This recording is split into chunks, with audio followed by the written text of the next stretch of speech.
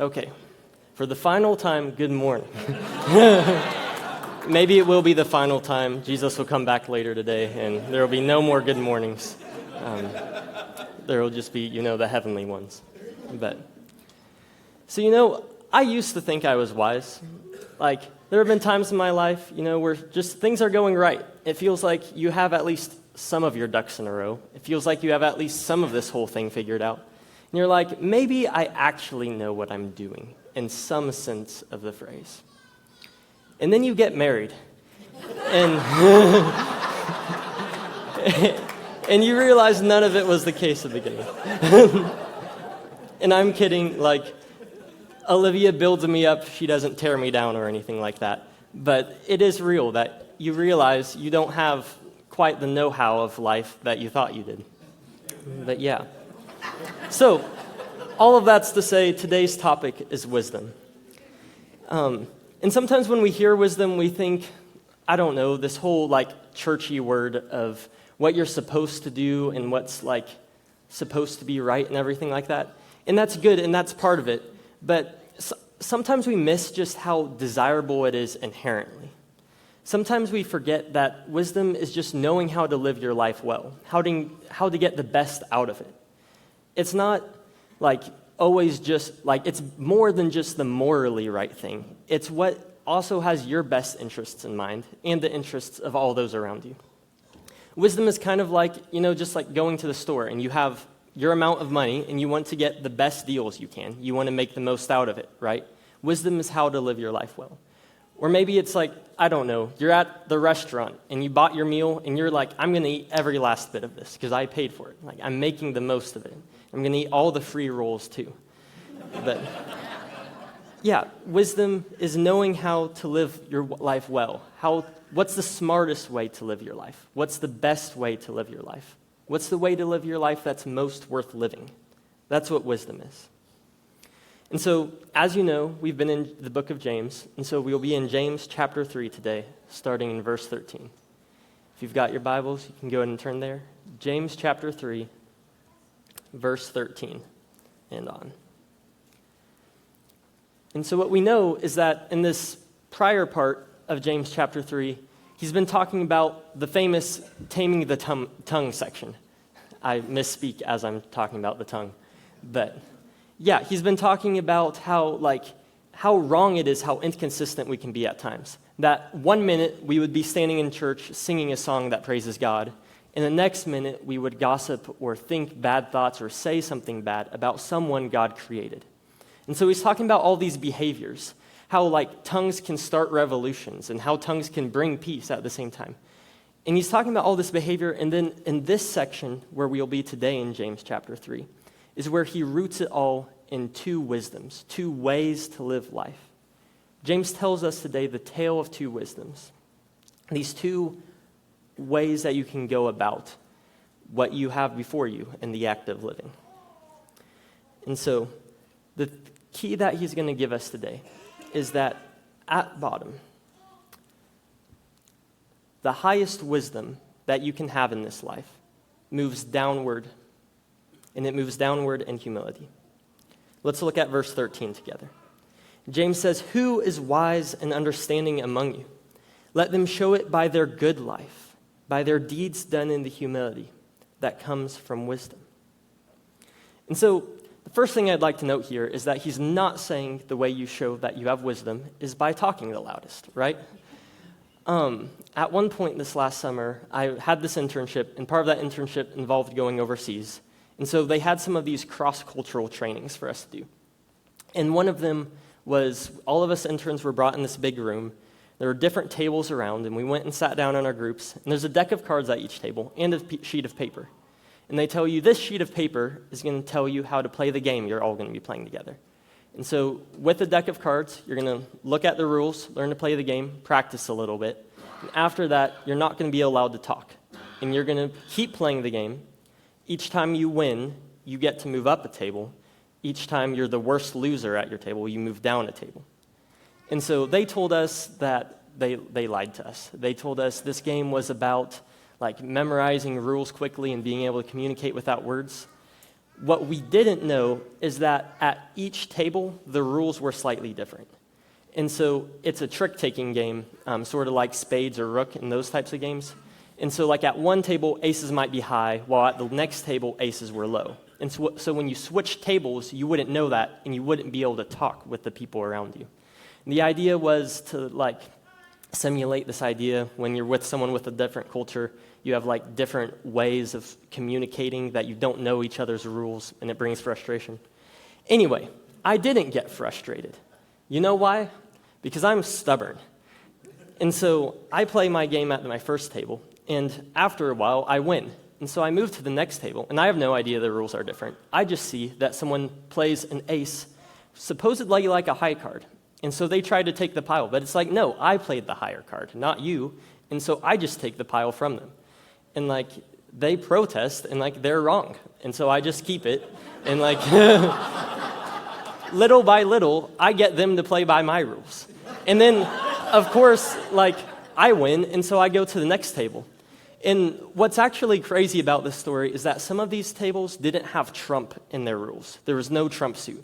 And at each of those tables, I started a trump suit because I was so stubborn about, I played this color card, I get the pile now, guys. It went on for a while. Eventually, I got to this last table, and there's like this really awesome elderly missionary lady there, and I don't want to fight her. She's really scary. And so that's kind of when I gave up. When she really told me that this color was trump when I disagreed with her, I eventually wound up going with what she said, because I did not want to fight with Tammy. But all of that's to say, like, I had the loudest voice. I got people to go along with what I was saying. But that doesn't mean I knew what was going on. That doesn't mean I was playing by the right rules. And so that's something that James is kind of highlighting here.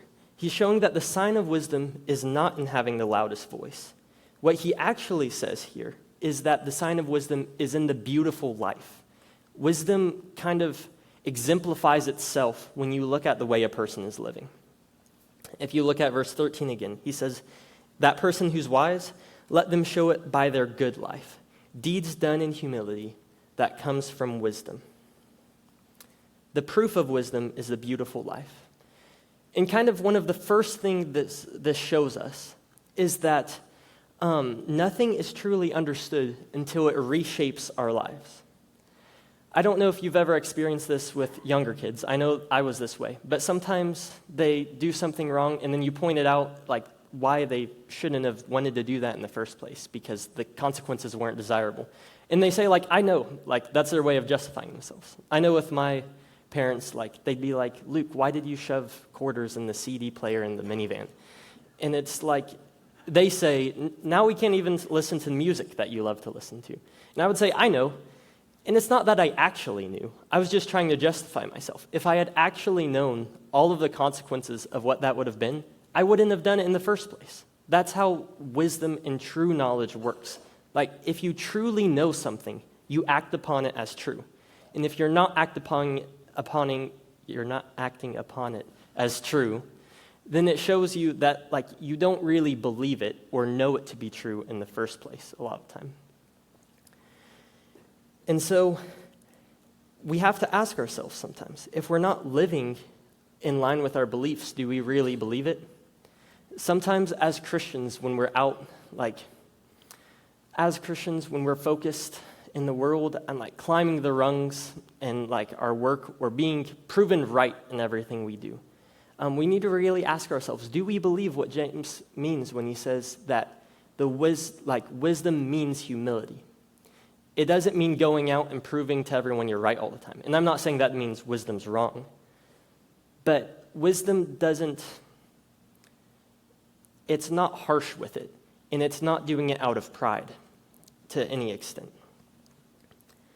And so what James says next here is that, by saying wisdom is found in the good life, he's showing that wisdom naturally reshapes your life. And then he tells us that this wise and good life, it's attractive. As he says, by their good life, by their deeds done in humility. And the word good there for good life can actually also be translated beautiful. There's just something attractive about wisdom, something lovely about gentleness. So recently, Olivia and I watched the movie Forrest Gump. I don't know how many of you guys know of that movie, but she hadn't seen it, and I love it, and so I wanted to show it to her. And honestly, when I think of the humility of wisdom, I sort of think of Forrest Gump, because he doesn't necessarily have the smarts, right? And he doesn't have many things going for him. But he just keeps loving the people around him sincerely and humbly, because he's not looking out for his own pride. He's not looking at climbing up the ladder or something. No, he just loves these people. And so in that movie, even with all the chaos and awful things going on around him, he lives a beautiful life. And that beautiful life proves some of the wisdom he has. And he stands in contrast to characters like Lieutenant Dan and Jenny, who, while they're they're doing things out of selfishness in the movie. And it really, you see how it destroys them in a lot of ways. And it gets better, of course. But I thought of Forrest Gump when I was writing this. But have you ever met those people who you see the gentleness that shows their wisdom? Those people who, someone can be berating them. Someone can be super harsh with them and stuff, and they still respond kindly and gently in a way that shows there's some beauty there. Or those people who, even when everybody's exhausted and no one has time for everything, still find time to get on their knees and serve those around him, to truly care about those around him. And that isn't to say the wise life, isn't to say for that person their circumstances are desirable. A lot of times, how bad their circumstances are, how tough things are for them, proves how beautiful their life is still with how they respond to it. Wisdom sees the significance in being insignificant.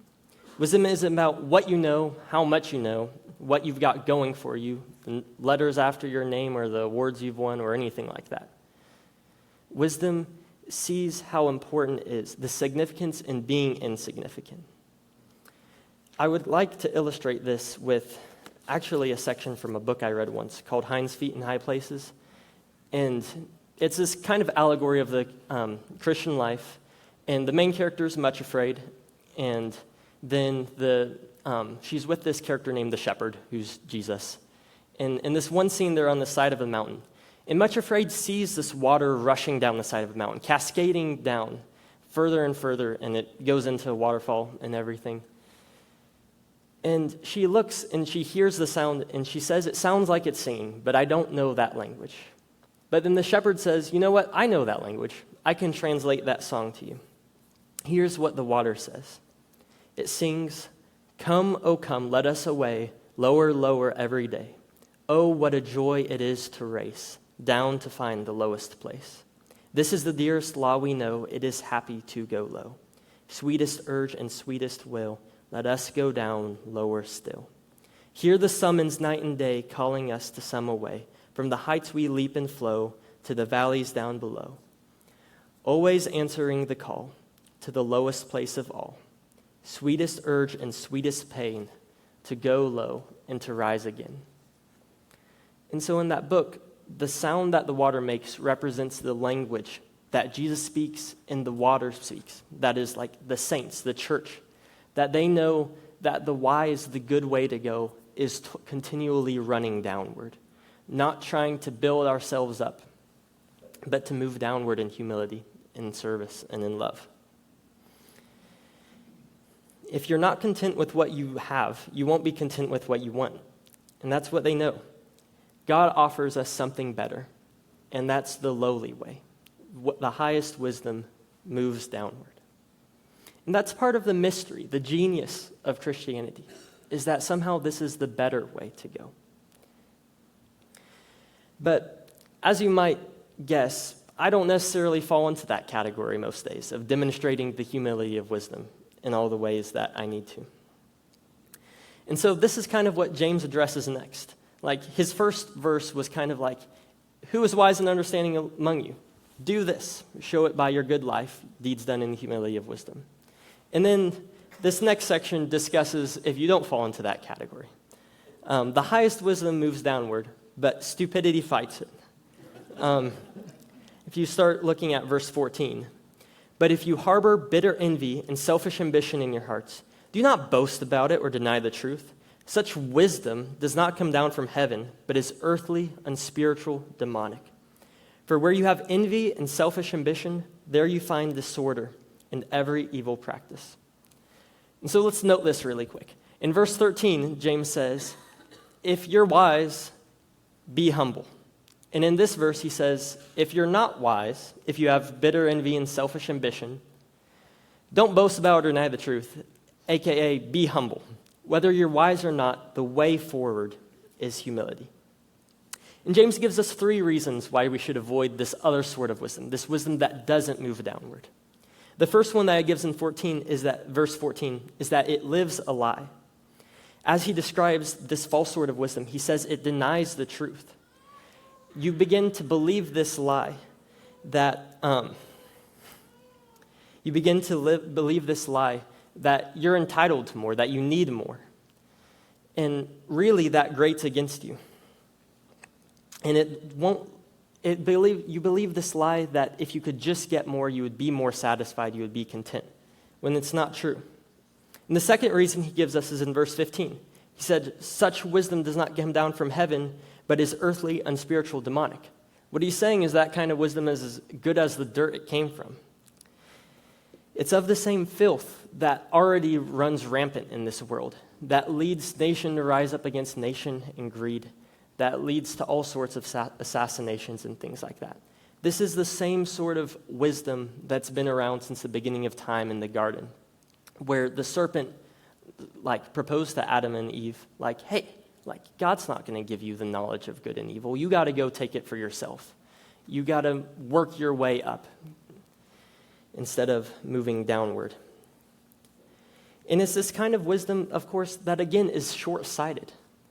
If Adam and Eve had understood the consequences of everything that taking the fruit would have meant, I really don't think they would have done it, right? And the last part is that James tells us in verse 16, is that this wisdom isn't leading anywhere you want to go. Verse 16 says, for where you have envy and selfish ambition, this discontentment, this pride, this desire for more, there you find disorder and every evil practice. You can never get enough of what you don't really need. All that wisdom leads you towards, that wisdom is discontentment, restlessness, and emptiness. And so how do we actually get the better wisdom? Because I'm sorry, but I don't have a way to snap my fingers and make myself more humble than I am a lot of the time and be able to live out that wisdom. And this is what James brings us to next. If you look at verse 17, he says, but the wisdom that comes down from heaven is first of all pure. And I want to stop there really quick. The wisdom that comes down from heaven. That's such a key part of this. Wisdom is first of all a gift, and it originates from God. Wisdom doesn't just move downward in humility. It moves downward in humility because that's where it began from, moving downward from God to us. Because God knows that it's better to give than to receive. It is better to bless than to curse. And so what God has chosen to do in this world is sort of like a reverse pyramid scheme, right?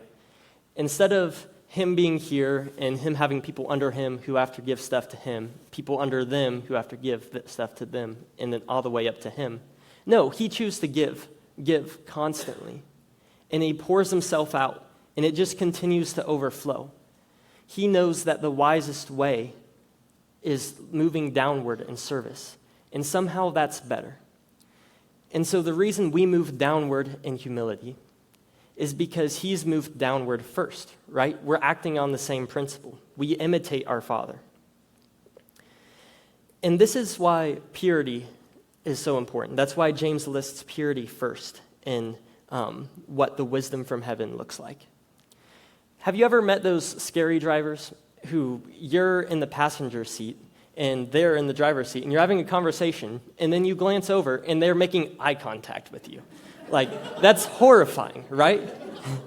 And why is it horrifying? Well, we know that a lot of times, if you're not, you're going to kind of go where you're looking towards, right? And so if you're looking off to the side of the road, chances are you're not going to be going quite as straight. And so that's why, we emphasize looking down the road and things like that. And that's how our relationship with God is, right? Like, I need to be looking down the road and have my eyes set on him. And as I do that, I move towards him. I become more like him. I take on his characteristics. But if I have, if my motivations aren't pure, if my gaze isn't fully fixed on him, and I begin to mix other things in, even if I'm not fully looking away, I'm going to begin veering off. And so I believe that's why that James lists pure first as the first characteristic of this wisdom, because that purity is necessary to continue receiving what God is giving you in that wisdom. Purity, is, in this sense, is asking no more in life than God. It's knowing in that morning when your alarm clock is going up and it's like, I don't know if I have what it takes for today. I don't know if I have what it takes for the next hour with the people I'm going to deal with things I'm going to have to go through. And it's what, wisdom is what sits there and says, but God, would you give me strength to do this? And Lord, the one thing I ask is that I could somehow live the next hour for you. Would you help me through this? Would you show me how to just do this for you? If I can't do it for myself, just let me do it for you. Your life will always be miserable if you make it about you, because your life wasn't designed to be about you. It's always been meant to be about him. And that's actually the better thing for us too. And so as we have this purity, as the verse talks about, then we become peace-loving, considerate, submissive, full of mercy, good fruit, impartial, and sincere. I want to note specifically that it doesn't say wisdom is well-spoken, successful, knows how to get things done, strong, always gets recognized and admired, and is always right. That's not what James chooses to highlight here. Wisdom, it winds up working in the nursery. Wisdom goes and invites that person over for dinner or for lunch who needs a friend. Wisdom cleans toilets and mops floors. And it isn't focused in arguments about justifying itself and being the one right. It's focused on moving towards the truth and moving towards peace and what's better for both parties. Wisdom gives even when it hurts. It takes genuine interest in others. It isn't afraid to say sorry when it's wrong. Wisdom doesn't try to get the last word in arguments. It's willing to be corrected. It doesn't raise up itself in pride, but it looks to serve God in every moment, not itself. And why? Why does it do all of this? Because sometimes when I live that way in my life, it feels like I have to let go of something. It almost feels like you're dying, right? Because you're trying to kill off your urges to exalt yourself and please yourself that aren't good. And so, why is this actually the smartest way to go? And that's what James tells us in the last verse of our passage. In verse 18, he says, peacemakers who sow in peace reap a harvest of righteousness. So at first, James talked about how the highest wisdom moves downward in humility. And then he talked about how this is because it originates with God and it moves downward to us. This is what God has always set in place. And now he shows that the highest wisdom moves downward like a seed falling from a farmer into the soil, into the dirt. Wisdom moves downward for the sake of the harvest it knows that is coming. And when you hear harvest of righteousness in this verse, don't think of harvest of moral superiority to everyone else. That's not quite the idea we're getting at here. Yes, you are perfected and everything like that. But think something bigger than that. Harvest of rightness in all things. Being made right between you and God and all those around you. Just things being right. That's what the harvest is.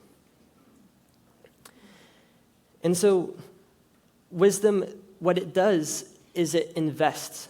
And it takes those small things that look insignificant, these lowly, humble things, and it plants them in the ground, even though it feels like you're dying, because it knows the life, the harvest that will come out of it in the end.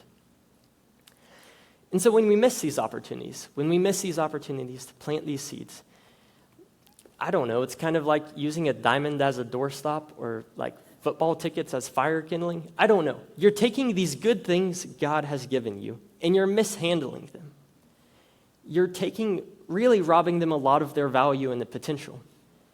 In those times when it's at the end of a long day and you know that you can serve right now by going and doing the dishes or something like that. But if instead you go and decide you want to do what makes you feel good, I don't know, veg out on the couch with a TV show and snacks or something like that. Don't get me wrong, rest is needed. But when we choose to look out for ourselves instead of others, we're missing that investment, sowing seeds in the soil.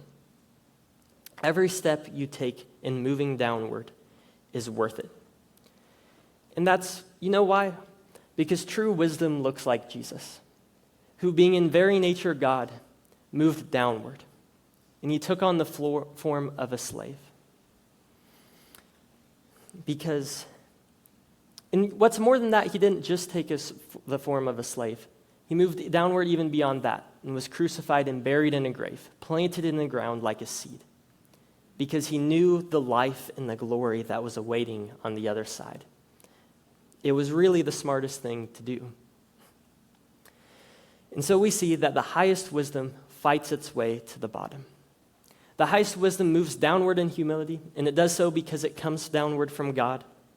And it moves downward, lastly, all of this because for the sake of the harvest, because it knows what's coming.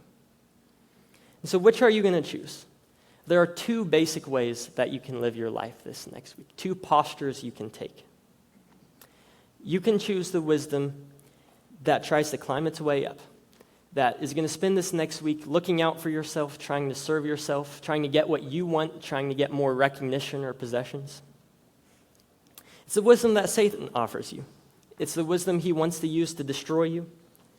And it's nothing new. As we talked about, this is the same, it's not some outside source that's going to come in and fix everything in your life. It's the same way of thinking that has already ruined so many parts of the world. And this wisdom is just going to look out for for itself, and it's just going to scheme to get what others have. And it's not going to satisfy you. It's going to teach you to live the lie saying that you always need more, and that if you could just have this next thing, you'd be satisfied. And all it's going to lead you to is restlessness and emptiness. Or, in this next week, there's a second option. And it's to choose the wisdom that, no matter how hard it is, moves downward. It's the wisdom that comes down to us from God, teaching us to look like our Father. It's the wisdom that manifests itself even after that in going lower still, in humility and service, all with joy, surrendering itself to God's will. And even in those moments when it feels like death to serve someone, when it feels like death to continue being gentle when they're being harsh, this wisdom keeps heading in that direction because it knows that the harvest is coming, and this is planting the seed for it. And so do you want to live a life that's deeply good and beautiful? Do you want to live the life that's worth living? Then go leave this place today and figure out how to move downward, because that's the smartest thing you can do with your life. Would you guys pray with me? Lord, I ask that through all of my stumbled, twisted words and disjointed thoughts, that as your people this morning, we could hear your call downward, that we could hear your call to those around us, to the least of these, Lord, to those things that we can so often neglect when we're looking out for ourselves. Lord, I pray that we would heed that call and be able to move forward and look for how we can die so that we can be raised to life again, Lord. I ask that you would show us how to act in humility, how to act with this wisdom, and how to do it all for your glory. All this we pray, Lord. In Jesus' name, amen.